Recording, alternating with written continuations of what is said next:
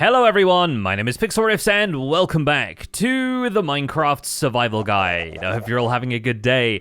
In today's episode, we're going to take a look at some automatic ways of farming crops, specifically sugarcane, although I thought I would start down here in the crop fields to show you that I am now growing beets.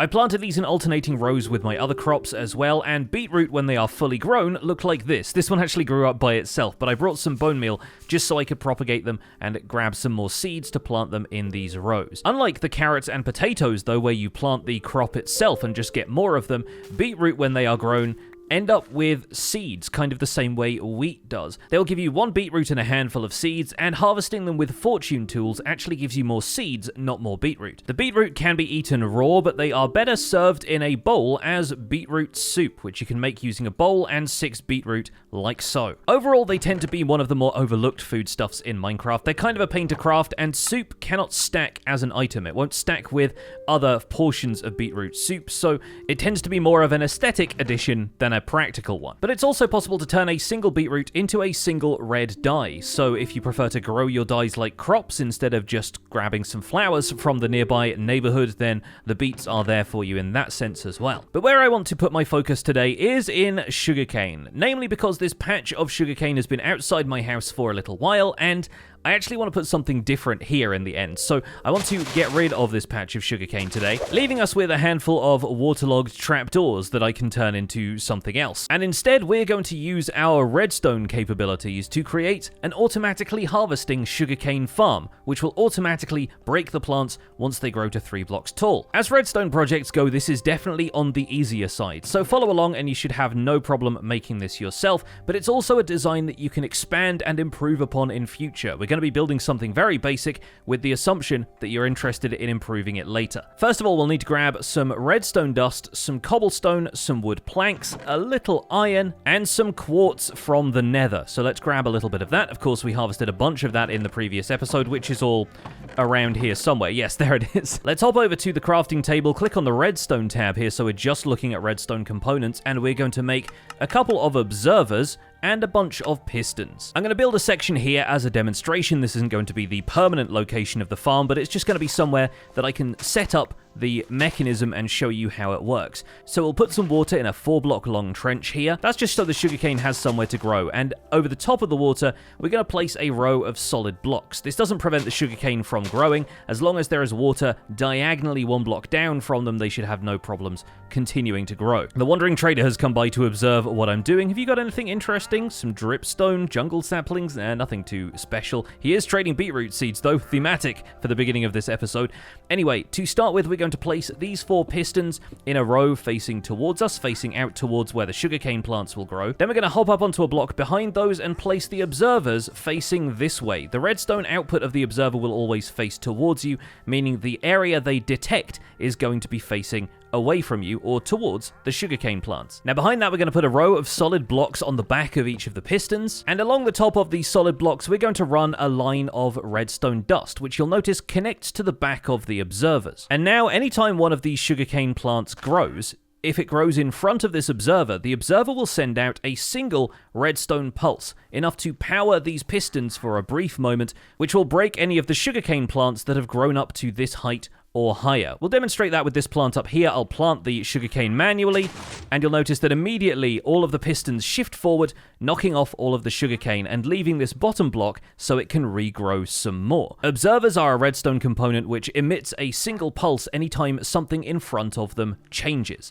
So in this case, when the sugarcane plant grows, you'll notice all of the redstone dust behind here flashes once very briefly, and each of those pieces of redstone dust is providing power to the block below it, which transmits that power to the pistons. But even if all of that sounded like gibberish to you, you can recognize that the system works, and hopefully with these blueprints you'll be able to build it. Now typically when you build a sugarcane farm circuit like this, you'll want it to be 8 blocks long, and that's really because water can flow for 8 blocks, so it's nice and easy to plant a row of 8 sugarcane with only a single water source. Of course, if you treat this as the central block, then it can flow for 7 blocks in the other direction as well, making the whole thing 15 blocks long. But remember that for each piece of of sugarcane, you will also want to have a piston, since that's what breaks the sugarcane in the first place. It is also possible to save on observers and only have 1 or 2 observers detecting these plants growing randomly, but that can mean that the entire farm stays with the rest of the sugarcane grown 3 blocks tall, and it's not going to actually break any of them until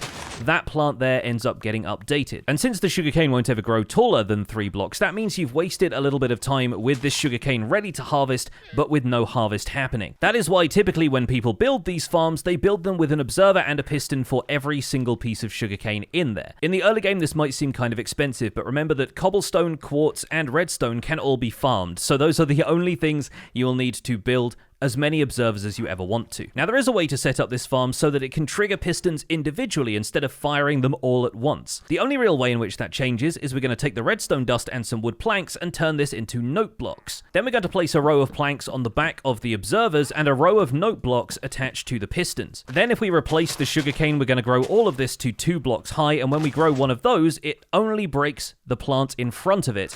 And the same is true for every other piston down the line. And the reason this design is ever so slightly more efficient is that sometimes you'll get some plants that have only grown to 1 block high, while the rest of them grow to 2. And when one of the observers detects a plant growing to 3 blocks tall, all of the pistons will fire. At the same split second that happens, this sugarcane plant could choose to grow, and the piston, momentarily being extended, blocks it from growing. But that is such a minor optimization to this circuit, it's such a minute piece of efficiency that, honestly, I think we're going to reject that idea in favor of the simplicity of the design I'm about to show you. We're going to need a bunch more observers and a bunch more pistons, which means we're going to need a bunch more iron. And we all need some space for this farm, but I think we're probably going to build it along this side of the hill here. Since I've got a pretty efficient shovel, we can just tear away this top layer of dirt and grass. I'd say that here is probably about the center. We're going to place our water source here, and we're going to dig out 7 blocks on either side. We'll make sure all of the blocks in front of that are dirt, because that's where we're going to be placing the sugarcane. And behind that, we're going to place our row of blocks. On top of those, we're going to build our row of pistons. Then we need to dig out the 2 blocks behind that, since on top of that, we're going to have our row of redstone dust and the row of observers. We'll place all the observers facing forward like so, and then we're going to put our line of redstone dust connected to all of those observers. Then I'm going to very quickly check that if I grow a plant on opposite ends of these, yep, there we go. Every single piston fires. So any observer in this row is going to trigger any other observer. And I wanted to check that quickly because redstone power can be transmitted 15 blocks before it needs something to increase the signal strength one more time. But in this case, it looks like every single block along here does get power. Now, there are a couple of different ways we can collect this sugarcane when it breaks. And one way is to set up another water stream in front of all of the sugarcane. We'd have that flow in from both ends, and then on this final block here, we would put a hopper. And the hopper would output into a chest which would collect any sugarcane that dropped into the water stream. Here's a quick demonstration. If we grow all of the plants 2 blocks high, then we place one there. There we go. A bunch of it will pop off. And to prevent it from ending up on these blocks here, we just build a wall of solid blocks in front of the sugarcane plants. We're probably going to build this out of glass, by the way, so that we can see inside of the mechanism, because I always like to see that these things are still working. So we didn't collect all that much sugarcane that time. We got 4 pieces of it back, but let's try that again with a wall built in front of it. This time when we place the sugarcane, there you go. A bunch of it pops off, all of it heads down the drain here, and some of it went over the top of the hopper, but with another water stream running in from the other side, it would be centered on this hopper, and we collect all of the sugarcane in there. However, the problem with this method of collecting the sugarcane is that sometimes a piece of sugarcane won't end up in the water stream. This single piece here might not seem like it is a whole bunch for now, but over time that can add up to a certain amount of plants lost. Since there's no way of collecting that using the water stream, it would eventually just despawn after 5 minutes and we would not have collected that piece of sugarcane. So we are not going to go with the water method. Instead, we're going to go for something a little more advanced. And for that to happen, I'm going to have to take a second to talk about minecarts and minecart rails. If you've run into an abandoned mine shaft already like we have earlier in the series, then you're probably familiar with minecart rails, at least what they look like. You're also probably familiar with minecarts with chests, which contain some of the loot that you can find in abandoned mine shafts. And if you put the two together, you'll notice that you can push minecarts around on top of minecart rails. Crafting a minecart yourself using 5 iron in a crafting table will allow you to ride in a minecart, and while it doesn't go anywhere on its own, holding down the forward button will slowly pick up speed until you're traveling at a pretty steady pace. If you want to increase that pace, that is where powered rails come in. Powered rails require some redstone current to light them up like this, at which point they will actually act as boosters for minecart travel, enabling you to start off at a slightly faster pace. And if a powered rail starts next to a solid block like this, the minecart will actually see that as a place it can push off from, gaining a bit of momentum as it does. A few powered rails connected to each other will make sure the minecart accelerates to its top speed before it leaves. But over time, without powered rail, the minecart is going to lose momentum, especially as it turns a corner. It's also worth noting that minecarts have more momentum if they are being ridden by something like a player, so that whole trip looked pretty fast, whereas the empty minecart basically comes to a stop by the time it's glided off this last rail. At that point, adding this extra powered rail in here to give the minecart a little boost will send it on its way with renewed acceleration. So minecarts are usable for a lot of different things, from storage to player transportation to even item transportation, and that's what we're going to focus on with this sugarcane farm design, because it's possible to combine a hopper and a minecart to get a minecart with hopper, something that will collect some of the items from blocks around it and even above it. The great thing about hopper minecarts is as long as they're placed on a rail, and if there is a solid block above them like this, anything that we throw into this solid block will actually be picked up through the block by the hopper minecart. You'll see all of the dirt that I just threw on there has now been loaded into this hopper minecart. It will also collect items that are thrown anywhere near it like normal, and these are extraordinarily fast at picking up items. They're actually faster than regular hoppers. So in order to make sure all of the sugarcane from this farm gets collected, we're going to have this circuit, every time it activates, also activate a rail that's going to send a hopper minecart underneath here to collect all of the sugarcane and bring it back to a station where it can be unloaded. To do that, we're going to dig out the blocks underneath the grass blocks where we've now planted the sugarcane, plus a couple extra on the end here so that we can figure out exactly where the hopper minecart is going to begin and end its journey. So that the minecart can unload its contents, we're going to be placing a double chest down here with a hopper facing into the side of it. So anything that is thrown into this hopper will end up in this chest now, and that's where all of the sugarcane will be collected. On top of that, we're going to place a piece of powered rail, which right now is facing both towards and away from us, but when we place a regular piece of rail next to it on the side, the orientation will change so it's connected to the adjacent rail. We're going to make sure there is some sort of solid block here, a dirt block will do for now, and then we're going to place the rest of the powered rail in a line all the way to the end of our row of sugarcane. Then we'll need something to power all of this powered rail, and while we could use a redstone block for that, I think those are a little expensive when we have things like levers. A single lever should power this entire row of powered rail as long as we make sure that the lever is placed somewhere towards the center. The lever can only power rail for a certain distance, and so if we put it down this end, there'll be a few pieces of powered rail here which don't receive any power and do not light up. And when a powered rail receives no power, it effectively acts as a brake for the minecart. Now, just to make things nice and clean, we're actually going to dig down and place this lever on the underside of the area with the powered rail, making sure that it's powering one of the blocks that the minecart rail is sat on. And right there, you'll notice this entire line of powered rail has received power, with the exception of this piece. The reason I've got one piece of normal rail here is to disconnect this powered rail from this powered rail, because that one there is going to be triggered when the farm triggers. To make sure it does that, we're going to need a couple of redstone torches, we're going to need some natural stone, we're going to turn that into a redstone repeater. We'll dig out these blocks here, we're going to place the repeater facing into this powered rail, and we're going to add a couple of ticks of delay to the repeater to increase the time that the signal here remains powered. Then, taking another observer, we're actually going to remove this last block in the row right here. We're going to place an observer facing upwards, and we're going to place the redstone dust back on top of that. Digging out the block underneath next to this flowing water, we can place some redstone dust on top of that. That should be powered by this observer. That will run over onto this neighboring block, powering the cobblestone block there, and that should trigger this repeater. Placing a hopper minecart on top of that, the hopper minecart should be set off every time the system triggers, every time the sugarcane grows and activates all of the pistons above. Then all we need to do is build a solid wall of blocks in front of the sugarcane, which once again we're going to do with glass more permanently, and all of the sugarcane, once it is harvested, will fall down on top of these blocks and be collected by the hopper minecart. Let's grab some sugarcane and trigger the farm manually so that we can see some of that in action. Anytime the farm activates, there we go, the hopper minecart is sent off, should collect any sugarcane that falls, returns it over here, and drops it off in this hopper to be collected in the chest. And as you can see, that leaves no sugarcane floating on the surface here. It's actually a pretty effective design. You will just have to make sure that the water here isn't placed one block too far over and won't end up making contact with this redstone dust, because water can wash redstone away. But this module of the farm is now set up to break anytime a sugarcane plant grows 3 blocks high, and all of the sugarcane will be collected. We can fill in the rest of the dirt here, since that's not going to cut off any of the redstone circuitry. To keep in the aesthetic of the area and the sugarcane farm itself, I think we're going to frame this one out in bamboo. And for the front of the farm, we'll need 45 blocks of glass if we want to completely wall off the front of the farm, making sure the sugarcane stays inside. I only have 5 blocks of glass on me, so why don't we take a trip back to the village?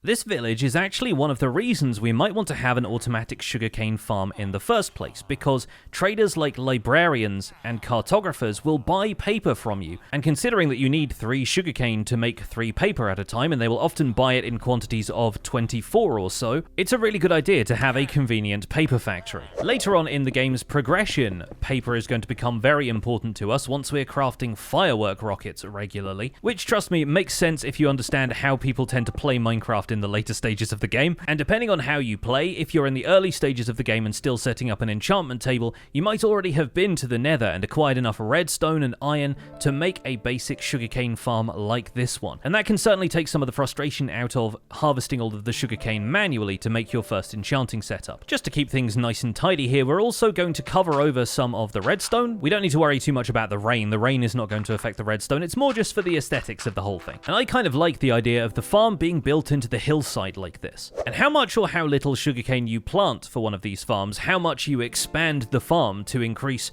productivity, really depends on you. Depends on how much you are willing to put in the effort and how many redstone components you have the ability to craft. And we could end up completely carving away this section of the hillside as well. In fact, I almost went down that route. But I think instead we can be smart with our use of space and build an identical farm but on the opposite side, buried inside the hill. We simply have to make sure that the collection mechanism for the farm on the inside connects to this one on the outside, which should be simple enough to add. Digging out a bunch of extra stone like this is also going to help us craft some of the components if we're short on supplies for those. One thing to keep in mind is that we don't want the redstone dust from these observers to connect to the ones on the inside, which they will do if they're built exactly back to back. So we do need to leave one row of space and start the opposite farm over here. But this farm inside can be built in exactly the same way. We just got to put a row of dirt down here for the sugarcane to grow on, put in the pistons and the solid blocks. The sugarcane plants will grow in here and the pistons will harvest them. We'll need some more powered rails for this side of the mechanism, and it just so happens that we can craft those ourselves, so I'm going to make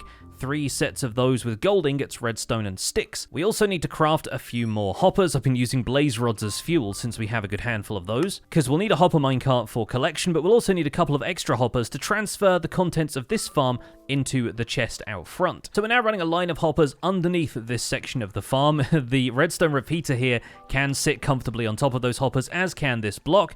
The hopper will momentarily receive power from this block occasionally, but that should never really be a problem for the operation of the farm. And then the second module of the farm can end here. We put our 2 redstone dust in here, face the redstone repeater out that way, and it sounds like that half of the farm just collected. This one obviously has not had time to grow yet. But I'm going to fill in the side with blocks here, and we might build a maintenance hatch with a door in the wall just in case we need to get into the workings of the farm for any reason. But with the rest of the glass put in, I think we'll manually trigger this back half of the farm just to make sure everything is working as intended. We got a couple of these already, and I'll quickly check that there's nothing left in the chest at the front here. Nope, that is all empty. So now if I plant one more piece of sugarcane there, yeah, seems like that's not working. Let's open this up and figure out why. Oh, I haven't placed the hopper minecart. No, wait, I had, but the hopper minecart got stuck on these powered rails because I forgot to power them. I wondered why there was a lever in my inventory. There we go, and that is now powered all the way to the end. So let's give that one more try, shall we? Hey, troubleshooting is an important stage in any redstone project. Let's give that another go. It should still collect all of the sugarcane that dropped, and that should now hopefully be on its way to the chest here at the front It is perfect, along with the other items that we got dropped in there. So the system works. And I think as far as maintenance goes, it might be kind of nice to have a discrete hatch on the surface up here. We'll replace the dirt all around it, so it still looks like it's buried in the hillside, but then we'll just have a trapdoor on the surface, let's say around here, and that way we can get down into the farm to test the redstone just in case anything acts up, which it should not do. For the sake of neatness, I am still going to cap off the end of the farm here with this bamboo block, and it's usually a good idea to leave light sources anywhere that there's an open space like this, because while mobs won't interfere with the redstone, it's kind of nice not to have them walking around inside of there. Another place that could maybe use a discrete trapdoor is over here, so that we don't have to worry about the chest down there being exposed the entire time. We can just open it up to see if the farm has output any sugarcane lately. And I did say I was going to explain why we're not using the note block design for this, why we're not firing off all of the pistons individually when their sugarcane plants grow, and that is really because of the collection mechanism. It's set up so that every time the farm triggers, the hopper minecart runs underneath and collects the entire thing. But let's say, for example, we had it set up so these each individually triggered. If one of these plants grew and triggered the hopper minecart, and the hopper minecart ran underneath and was on its way back, if another plant grew while it was on its way back, the minecart wouldn't be triggered to collect that again, and that could potentially be sat there for 5 minutes or more and despawn, leading to there being some loss. It also takes slightly less wood to design the farm this way because you're not using as many note blocks, and so while wood is obviously renewable and very easily farmed, it does save a few materials in the early stages of the game here. Plus, it's also important to remember that whatever your sugarcane farm, no matter how efficient or inefficient it is, on a long enough timeline, it's always going to provide enough sugarcane. If you're not playing in your world as regularly, but you still want a lot of sugarcane, it makes sense to build your farm slightly larger. That way, you end up with a bunch of sugarcane that should all arrive fairly quickly. Whereas if you're in it for the long haul and you're going to be loading this area quite frequently, you can probably just make a small-scale sugarcane farm or a slightly less efficient one, and anytime you walk over here, you're probably going to find some sugarcane in the chest. A lot of people are going to want both, and that's also absolutely fine. So I think we'll continue to decorate this. We might use some bamboo planks for this, because I haven't started turning these into slabs and stairs yet. They do kind of have a similar thing going on to the sugarcane, I suppose. So yeah, I kind of like that. I'm just using a couple of different combinations of slabs and stairs here. Oh, that kind of frightened me there for a second. We'll join these up in the middle like so. Can maybe have a double slab there, kind of acting as a full block. Create a nice little frame for the outside of it here. Yeah, that looks quite nice. I'm actually going to leave the sugarcane in here for now. Just let it build up over a while. And you know what? It actually looks really nice having something out there in the hillside. I think we can probably start a little farming area around here for some of the basic resources that aren't the farm crops and animals that we've been raising down there in the valley. And with that little job taken care of, I can finally remove these trapdoors and say goodbye to my manual sugarcane farm. We are now in the age of automation, and we're going to be working on some more farms like this in the near future. But folks, that is going to be it for this episode of the Minecraft Survival Guide. Thank you so much for following me on this journey through our first real redstone farm build, and I hope you folks are excited for more stuff like this in the near future. Thank you so much for watching the Minecraft Survival Guide. My name has been Pixlriffs. Don't forget to leave a like on this video if you enjoyed it, subscribe if you want to see more, and I'll see you folks soon. Take care, bye for now.